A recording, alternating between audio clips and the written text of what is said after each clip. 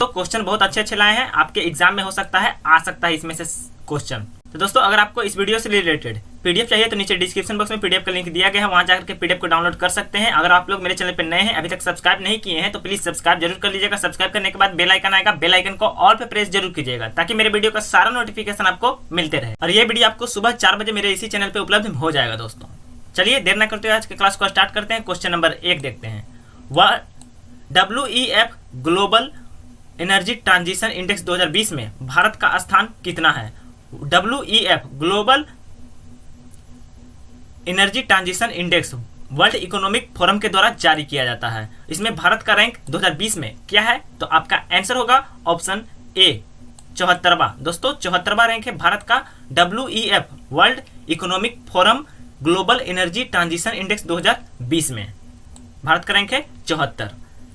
पहले इसका रैंक था 76 और इसको अब कर दिया है 2 स्थान ऊपर आके 74 हो गया है।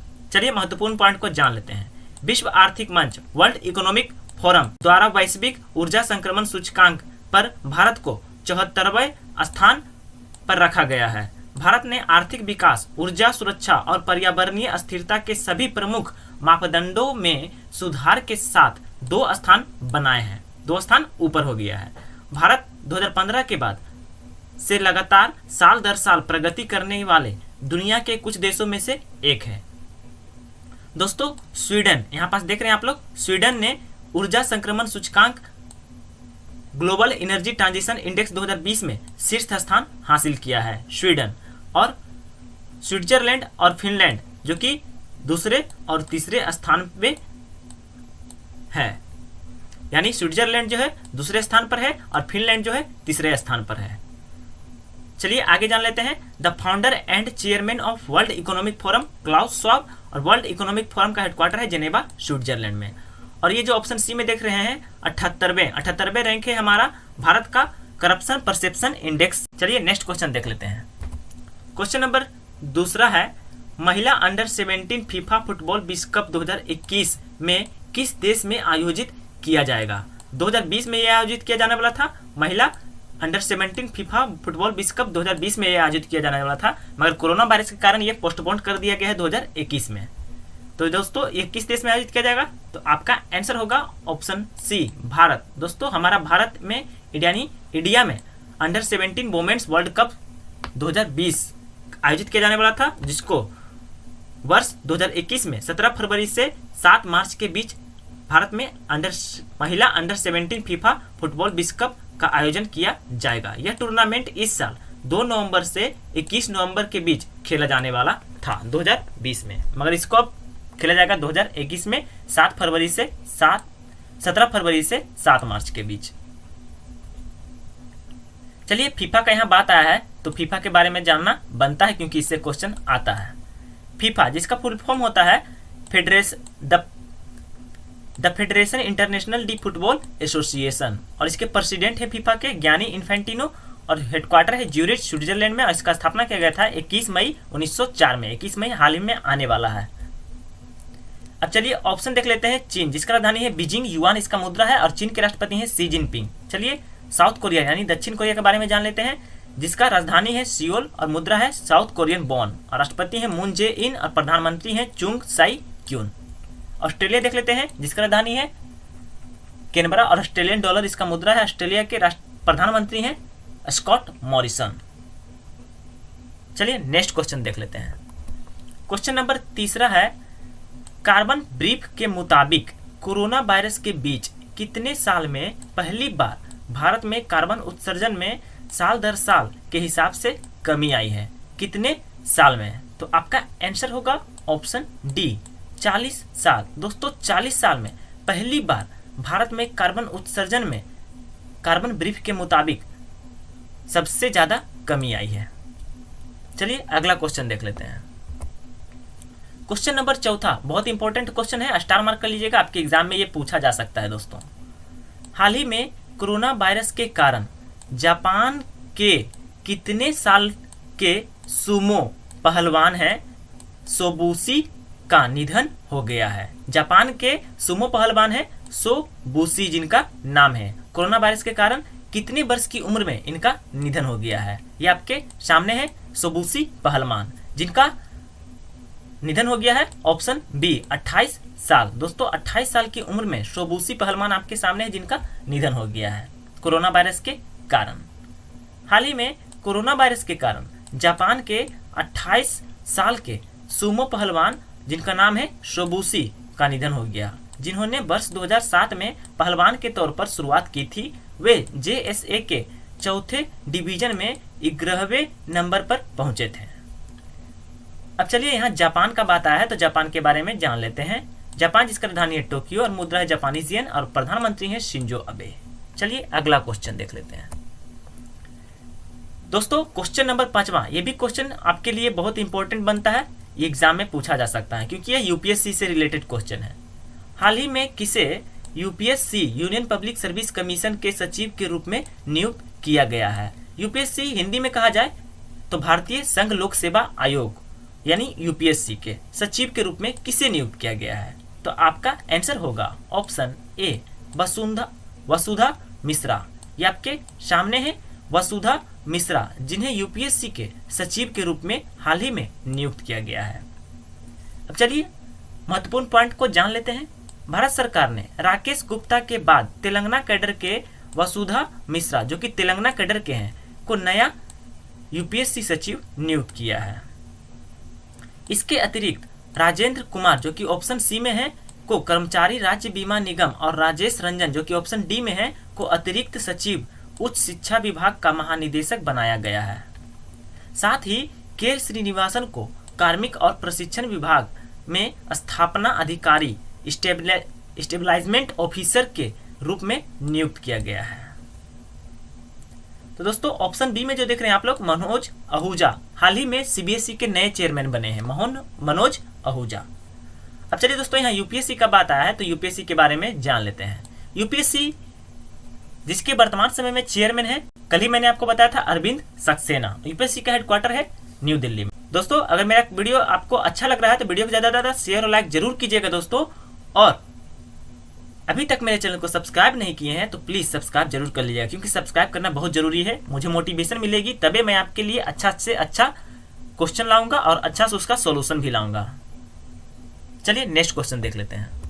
क्वेश्चन नंबर 6, हाल ही में भारतीय पुरातत्व सर्वेक्षण आर्कियोलॉजिकल सर्वे ऑफ इंडिया का महानिदेशक यानी डायरेक्टर जनरल के रूप में किसे नियुक्त किया गया है? आर्कियोलॉजिकल सर्वे ऑफ इंडिया का डायरेक्टर जनरल किसे नियुक्त किया गया है? तो आपका आंसर होगा ऑप्शन सी वी विद्यापति। दोस्तों ये आपके सामने है वी विद्यापति, जिन्हें भारतीय पुरातत्व सर्वेक्षण आर्कियोलॉजिकल सर्वे ऑफ इंडिया का महानिदेशक यानी डायरेक्टर जनरल के रूप में नियुक्त किया गया है। वी विद्यापति को भारतीय पुरातत्व सर्वेक्षण के महानिदेशक के रूप में नियुक्त किया गया है। मंत्रिमंडल की नियुक्ति समिति का आदेश के अनुसार विद्यापति 1991 बैच के कर्नाटक कैडर के अधिकारी हैं। वह भारत सरकार में अतिरिक्त सचिव के पद पर कार्यरत रहेंगी। अब चलिए दोस्तों यहाँ भारतीय पुरातत्व सर्वेक्षण यानी आर्कियोलॉजिकल सर्वे ऑफ इंडिया का बात आया तो उसके बारे में भी जानकारी ले लेते हैं। आर्कियोलॉजिकल सर्वे ऑफ इंडिया जिसका संस्थापक है अलेक्जेंडर कनिंघम, और आर्कियोलॉजिकल सर्वे ऑफ इंडिया का स्थापना किया गया था 1861 ईस्वी को, और आर्कियोलॉजिकल सर्वे ऑफ इंडिया का हेडक्वार्टर है नई दिल्ली में। इतना जानकारी काफी है, आपको किसी भी चैनल पे नहीं मिलेगा। मैं आपको और भी जानकारी देता हूँ। ऑप्शन ए जो देख रहे हैं आप लोग, सुधा बालकृष्णन जो है आरबीआई की पहली सीएफओ है दोस्तों, चीफ फाइनेंशियल ऑफिसर हैं आरबीआई की। और ऑप्शन बी में जो देख रहे हैं गीता गोपीनाथ जो है दोस्तों, ये आईएमएफ की पहली महिला चीफ इकोनॉमिस्ट है। लिख लीजिएगा, नोट कर लीजिएगा, एग्जाम में आ सकता है। चलिए अगला क्वेश्चन देख लेते हैं। क्वेश्चन नंबर 7 आपके सामने है। हाल ही में किसने कोविड-19 से लड़ने हेतु यूनाइटेड वी फाइट गीत लॉन्च किया है कोविड-19 से लड़ने के लिए? तो आपका आंसर होगा ऑप्शन बी ICCR। दोस्तों ICCR जिसका फुल फॉर्म होता है Indian council for cultural relations के द्वारा कोविड-19 से लड़ने के लिए यूनाइटेड वी फाइट गीत लॉन्च किया गया है Indian council for cultural relations के द्वारा। अब चलिए महत्वपूर्ण पॉइंट को, ये देखिए आपके सामने है। अब चलिए महत्वपूर्ण पॉइंट को जान लेते हैं। भारतीय सांस्कृतिक संबंध परिषद ICCR द्वारा यूनाइटेड वी फाइट नामक एक संगीत रचना का अनावरण किया गया है। यह भारत भर के संगीतकारों और गायकों को एक नया आशा, खुशी, लचीलापन, लड़ाई की भावना का संदेश भेजने के लिए लाता है और कभी यह नहीं कहता है कि मेरा रवैया वसुधैव कुटुंबकम का सार है। भारत के विदेश मंत्रालय मिनिस्ट्री ऑफ एक्सटर्नल अफेयर्स ने इस गीत को पूरी दुनिया को समर्पित किया है। चलिए अगला क्वेश्चन देख लेते हैं। क्वेश्चन नंबर 8वां है, हाल ही में किसके द्वारा मेरा भागलपुर मोबाइल एप्लीकेशन और लॉकडाउन के पन्ने एक नई कहानी लॉन्च किया गया है। मेरा भारत मोबाइल एप्लीकेशन और लॉकडाउन के पन्ने एक नई कहानी किसके द्वारा लॉन्च किया गया है? तो आपका आंसर होगा ऑप्शन ए BSCL या भागलपुर स्मार्ट सिटी लिमिटेड के द्वारा लॉन्च किया गया है मेरा भारत मोबाइल एप्लीकेशन और लॉकडाउन के पन्ने एक नई कहानी। ये आपके सामने है। भागलपुर स्मार्ट सिटी लिमिटेड विभिन्न पहलों का उपयोग करके कोविड-19 का मुकाबला करने में शहर प्रशासन का समर्थन कर रहा है। BSCL Bhagalpur smart city limited ने दैनिक अपडेट, उपाय, क्या करे और क्या ना करे, डॉक्टरों की सूची, आपातकालीन नंबर आदि के लिए मेरा भागलपुर मोबाइल एप्लीकेशन लॉन्च किया है।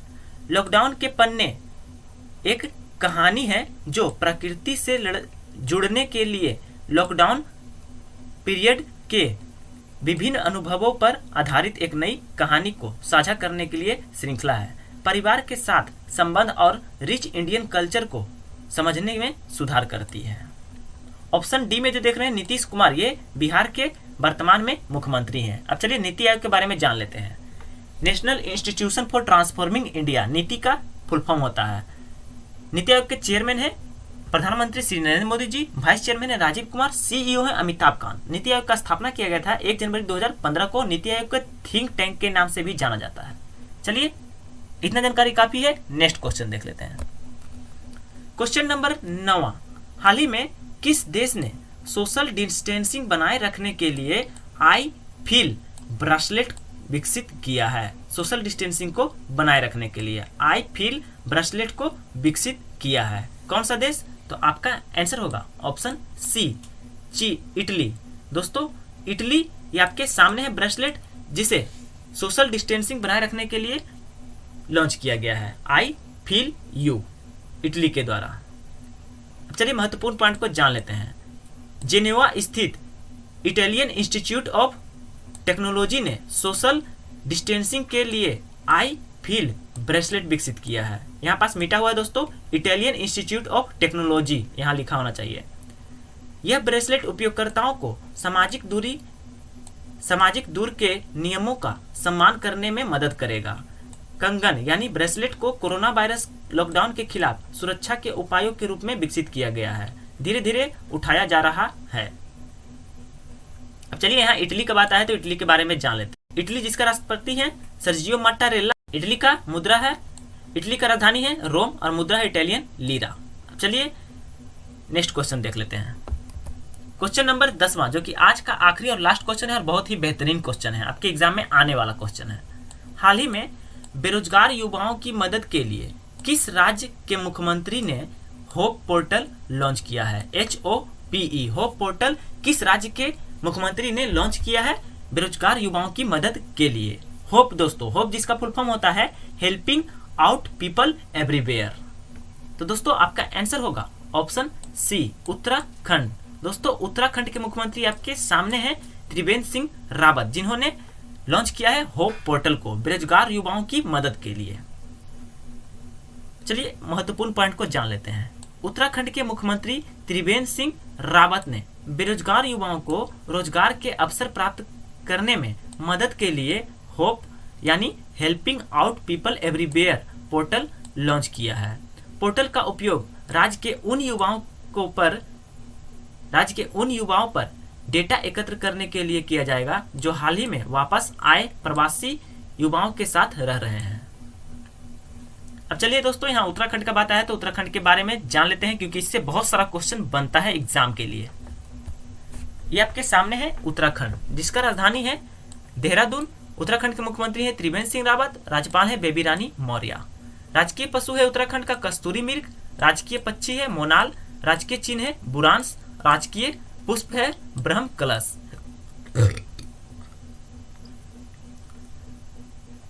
उत्तराखंड में विधानसभा सदस्यों की संख्या 70, लोकसभा सदस्यों की संख्या 5 और राज्यसभा सदस्यों की संख्या 3 है उत्तराखंड में, और जिला है 13। प्रमुख नदी उत्तराखंड में कौन कौन है देख लेते हैं। टोंस, यमुना, भागीरथी। प्रमुख पर्वत है उत्तराखंड में नंदा देवी, कामेत, माना, चौखंबा, त्रिशूल, दूनागिरी, पंचचूली, नंदाकोट और बंदर पूछ नामक पर्वत है उत्तराखंड में। चलिए वन्यजीव अभ्यारण्य देख लेते हैं उत्तराखंड में कौन कौन है।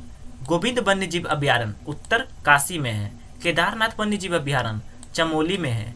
अस्कोट वन्यजीव अभ्यारण्य पिथौरागढ़ में है। और विंसर वन्यजीव अभ्यारण्य जो एग्जाम में पूछा गया है अल्मोड़ा में है। अब चलिए उत्तराखंड में कौन सा राष्ट्रीय उद्यान है वो भी जान लेते हैं। जिम कॉर्बेट राष्ट्रीय उद्यान रामनगर में है। इसका स्थापना किया गया था 1936 को, और ये सबसे पुराना राष्ट्रीय उद्यान है जिम कॉर्बेट राष्ट्रीय उद्यान उत्तराखंड में। नंदा देवी राष्ट्रीय उद्यान चमोली में है। ये भी एग्जाम में कई बार पूछा गया है, और जिम कॉर्बेट तो अनगिनत बार पूछा गया है। फूलों की घाटी राष्ट्रीय उद्यान ये भी उत्तराखंड में है, इसे भी एग्जाम में कई बार पूछा गया है। राजाजी राष्ट्रीय उद्यान देहरादून में है, ये भी ज्यादा प्रचलित है दोस्तों। और गंगोत्री राष्ट्रीय उद्यान उत्तरकाशी में है। और गोविंद राष्ट्रीय उद्यान ये भी उत्तरकाशी में है। अब चलिए राष्ट्रीय शोध संस्थान क्या है उत्तराखंड में जान लेते हैं। इंडियन इंस्टीट्यूट ऑफ पेट्रोलियम जो कि देहरादून में है, और एग्जाम में अनगिनत बार ये पूछा गया है रेलवे के एग्जाम में। Indian institute of petroleum Dehradun. Central building research institute ये भी एग्जाम में आपको मिल जाएगा, रुड़की में स्थित है। राष्ट्रीय अंध केंद्र जो कि देहरादून में स्थित है। और इंडियन मिलिट्री एकेडमी ये भी देहरादून में स्थित है दोस्तों। आप लोग को पता होगा, एग्जाम में कई बार पूछा गया है। इंडियन मिलिट्री एकेडमी देहरादून में स्थित है। हिंदुस्तान एंटीबायोटिक्स लिमिटेड ऋषिकेश हरिद्वार में स्थित है उत्तराखंड में। और भारत हैवी इलेक्ट्रिकल्स रानीपुर में उत्तराखंड में स्थित है। अब चलिए ऑप्शन देख लेते हैं पंजाब और गोवा को। पंजाब जिसका राजधानी है चंडीगढ़, मुख्यमंत्री है अमरिंदर सिंह, गवर्नर है वीपी सिंह बदनौर, और डिस्ट्रिक्ट है कुल 17, और विधानसभा सदस्यों की संख्या 117, लोकसभा सदस्यों की संख्या 13, राज्यसभा सदस्यों की संख्या 7 है। चलिए गोवा देख लेते हैं, जिसका राजधानी है पणजी, मुख्यमंत्री है प्रमोद सावंत, गवर्नर है सत्यपाल मलिक, और जिला है गोवा में कुल 2, क्योंकि यह गोवा जो है बहुत छोटा राज्य है क्षेत्रफल की दृष्टि से। गोवा में विधानसभा सदस्यों की संख्या 40, लोकसभा सदस्यों की संख्या 2 और राज्यसभा सदस्यों की संख्या गोवा में 1 है। अब चलिए दोस्तों पंजाब, गोवा और उत्तराखंड को भारत के मैप पर थोड़ा थोड़ा देख लेते हैं। ये आपके सामने आ गया दोस्तों पंजाब, जो कि पाकिस्तान के साथ अपना बॉर्डर बनाता है, राजस्थान के साथ, हरियाणा के साथ, हिमाचल प्रदेश के साथ और जम्मू कश्मीर के साथ। और ये आपके सामने है उत्तराखंड। उत्तराखंड जो है दोस्तों 2 देश के साथ अपना बॉर्डर बनाता है, एक नेपाल और एक चीन के साथ। और इधर आ जाइए तो हिमाचल प्रदेश के साथ, हरियाणा के साथ, उत्तर प्रदेश के साथ और दिल्ली के साथ भी अपना बॉर्डर बनाता है उत्तराखंड। और ये आपके सामने आगे सबसे छोटा राज्य भारत का गोवा, जो कि महाराष्ट्र के साथ, कर्नाटक के साथ अपना सीमा बनाता है। और उसके नीचे है गोवा के नीचे अरब सागर लक्षद्वीप। तो दोस्तों मेरा ये वीडियो कैसा लगा कमेंट जरूर कीजिएगा, प्लीज कमेंट जरूर कीजिएगा। और वीडियो अच्छा लगा तो वीडियो को ज़्यादा से ज़्यादा शेयर और लाइक जरूर कीजिएगा अपने दोस्तों को फेसबुक